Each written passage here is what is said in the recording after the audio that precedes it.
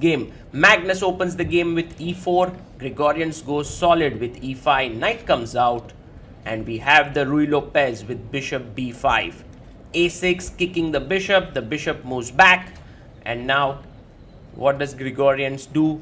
Knight f6 is the most natural move. You bring your knight out. And he does that. Magnus plays d3, a very solid system in the Ruy Lopez.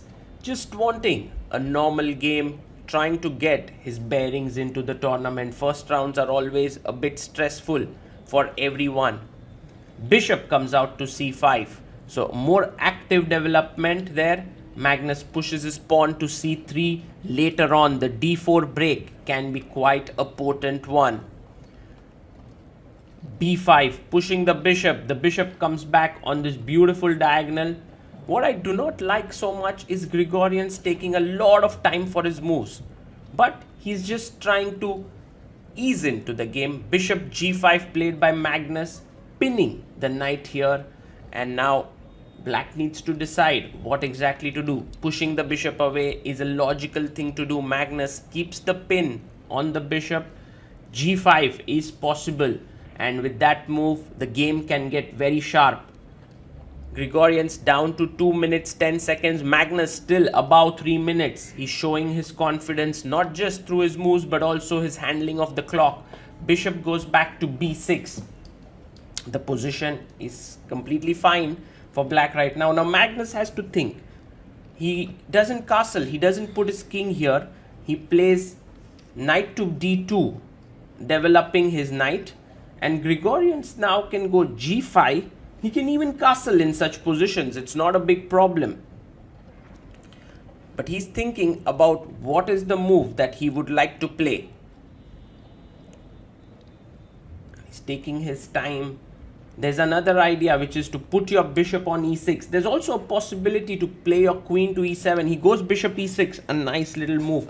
Because if you take here, black wants to take back with the f pawn, bolstering his center. Now Magnus must decide. Generally, castles is the normal move, and that is exactly what Magnus has done. He's not afraid of black hurling his pawns down the board with g5. And Grigorians, with now Magnus having castled, could also be interested in castling. But look at the time difference. He has 1 minute 20 seconds. Magnus has 2 minutes 39 seconds. That's a huge time difference. It's also because Grigorians, I think, feels overawed by the situation, not ready for it. He needs to keep moving. It's only 11 moves that have been played. But he is a little bit confused, and I think this really puts Magnus in the driver's seat. He's also very confident here. So now, castling by black. Position-wise, black is doing absolutely fine.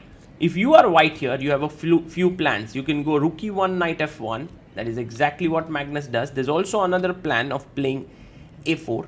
There's also another plan of playing h3. So there are many different plans that are possible in this position.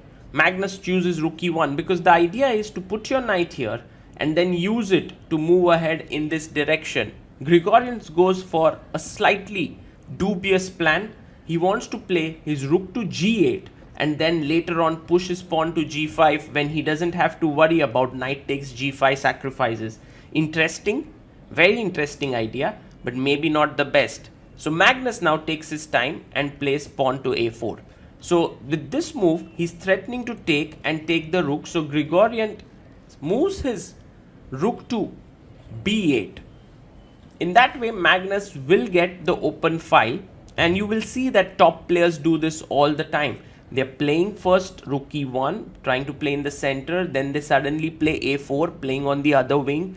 They are playing on all sides of the board, creating quite a lot of pressure when it becomes very difficult for their opponents to handle it. Now Magnus can take on b5, but he goes knight f1 and rook g8. This was the plan we were talking about that Grigorians wants to do, to play his pawn to g5. But with the pawn moving here, clearly the e3 square is a great jumping point to move to f5, which is weakened. So now Magnus has to decide how to continue. Here knight e3 looks like the normal way to do it, just putting your knight on a good square. Also there's this question whether you want these bishops to be traded. You know, you can also drop back your bishop to c2 and then unleash it on this diagonal with the move d4. So a lot of possibilities here. Magnus now takes, and the time difference has reduced. Look at Magnus's time, he has a minute. Grigorians suddenly starting to get more confident, he has 40 seconds. Magnus has a minute, and now he must trade the bishops. Queen d7, not a good idea, because now what Magnus can do is drop his bishop back.